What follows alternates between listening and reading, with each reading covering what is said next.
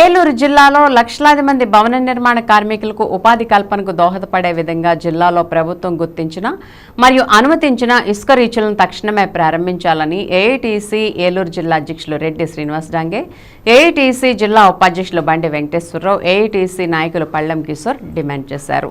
గురువారం జిల్లా కలెక్టర్ కార్యాలయం వద్ద ఏఐటీసీ ఆధ్వర్యంలో జిల్లాలో ప్రభుత్వం గుర్తించిన ఇసుక రీచులను ప్రారంభించాలని, భవన నిర్మాణ కార్మికుల సంక్షేమ బోర్డును పునరుద్ధరించాలని కోరుతూ ధర్నా చేశారు. అనంతరం జిల్లా రెవెన్యూ అధికారి విశ్వేశ్వరరావుకు ఏఐటీసీ నాయకులు వినతిపత్రం సమర్పించారు. ఏలూరు జిల్లాకు చుట్టుపక్కల జిల్లాలైన కృష్ణా, తూర్పుగోదావరి జిల్లాలలో ప్రభుత్వం ప్రకటించిన ధరకే ఇసుక రీచులను ప్రారంభించి ఇసుకను అమ్ముతున్నారని వారు తెలిపారు. ఈ కార్యక్రమంలో ఏఐటీసీ నాయకులు పుప్పాల కన్నబాబు, ఏ అప్పలరాజు, కడుపు కన్నయ్య, బొగతా జగన్నాథరావు, భవన నిర్మాణ కార్మిక సంఘ నాయకులు బోడెం వెంకట్రావు, ఎం ఇమాన్యుయల్, బుగ్గల ప్రభాకర్, అరిగెల యోహాన్, బళ్ళ కనకదుర్గారావు తదితరులు పాల్గొన్నారు. ఎన్డీఏ ప్రభుత్వం రాష్ట్రంలో ఏర్పడిన తర్వాత రాష్ట్ర ప్రజానీకానికి ఇసుకని ఉచితంగా ఇస్తామని చెప్పేసి చెప్పడం జరిగింది. అలాగే ఇసుక రీచ్లు కూడా ప్రభుత్వం గుర్తించిన రీచ్లు ఉన్నాయి. అది పక్క జిల్లాలో ఉన్న కృష్ణా జిల్లా, తూర్పుగోదావరి జిల్లాలో ఎప్పటికే ప్రారంభించి అక్కడ ప్రజానీకానికి ఉపయోగపడుతుంది. మన జిల్లాకు సంబంధించిన ప్రభుత్వం గుర్తించిన ఇసుక రీచ్లను ఇంతవరకు ప్రారంభించలేదు. ఆ రీత్యా మన జిల్లా వాసులు ఇతర జిల్లాల నుంచి ఇసుకని బ్లాక్లో కొనుక్కోవడం వల్ల అధిక రేటు కొనుక్కోవాల్సి వస్తుంది.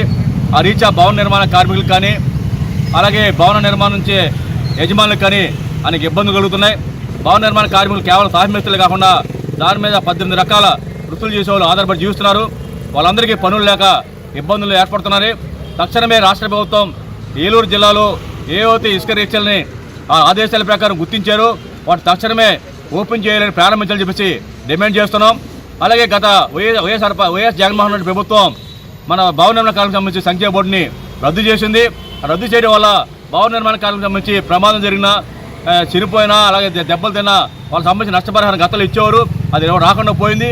అలాగే భవన నిర్మాణ కార్మికులకు సంబంధించి వాళ్ళ కుటుంబంలో ఎవరైనా గర్భిణీ స్త్రీలు ఉంటే 2 కానుపులకి ఆర్థిక సహాయం చేసేవారు. అలాగే వాళ్ళ పిల్లలకి స్కాలర్షిప్లు వచ్చాయి. ఇవన్నీ కూడా ఏవైతే భవన కార్మికుల సంక్షేమాలు ఉన్నాయో ఆ సంక్షేమాలన్నీ కూడా ఆగిపోయినాయి. అది వేలాది క్లెయిమ్లు ఈ రాష్ట్రంలో జిల్లాలో పెండింగ్లు ఉన్నాయి. ఎప్పటికైనా రాష్ట్ర ప్రభుత్వం భవన నిర్మాణ సంక్షేమ బోర్డుని పునరుద్ధరించి పెండింగ్ క్లెయిమ్లను కూడా మంజూరు చేయాలని చెప్పేసి డిమాండ్ చేస్తున్నాం. లేని పక్షంలో పెద్ద ఎత్తున ఇసుక రీచ్ల ప్రారంభం కోసం, సంక్షేమ బోర్డు ఏర్పాటు కోసం ఉద్యమం చేస్తామని రాష్ట్ర ప్రభుత్వానికి హెచ్చరిక చేస్తున్నాం. ఏలూరు జిల్లాలో ప్రభుత్వం ప్రకటించిన ఇసుక రీచుల నుండి ఇసుకను విడుదల చేసి భవన నిర్మాణ కార్మికులకు పని కల్పించాలని, భవన నిర్మాణ సంక్షేమ బోర్డుని పునరుద్ధరించి సంక్షేమ పథకాలు అమలు చేయాలని డిమాండ్ చేస్తూ AP building workers federation AITC ఆధ్వర్యంలో ఈరోజు కలెక్టర్ కార్యాలయం వద్ద నిరసన కార్యక్రమాన్ని నిర్వహిస్తూ ఉన్నాం.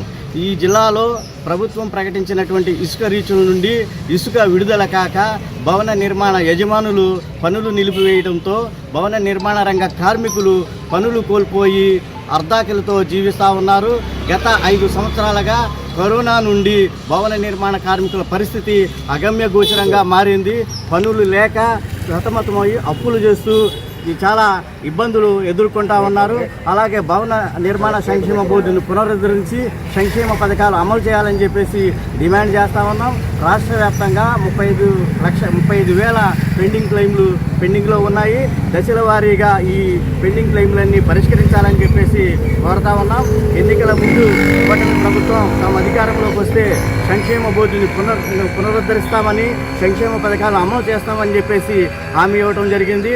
రాష్ట్ర ఉప ముఖ్యమంత్రి పవన్ కళ్యాణ్ గారు సంక్షేమ బోర్డుకి తన 1 కోటి రూపాయల నిధి జమ చేస్తానని చెప్పేసి హామీ ఇవ్వడం జరిగింది.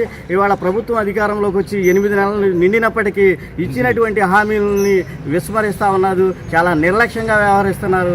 ఎప్పటికైనా ప్రభుత్వం స్పందించి సంక్షేమ బోర్డుని పునరుద్ధరించి రాష్ట్రంలో ఉన్నటువంటి 50 లక్షల మంది భవన నిర్మాణ కార్మికుల్ని ఆదుకోవాలని చెప్పేసి ఏఐటీసీగా మేము డిమాండ్ చేస్తూ ఉన్నాం.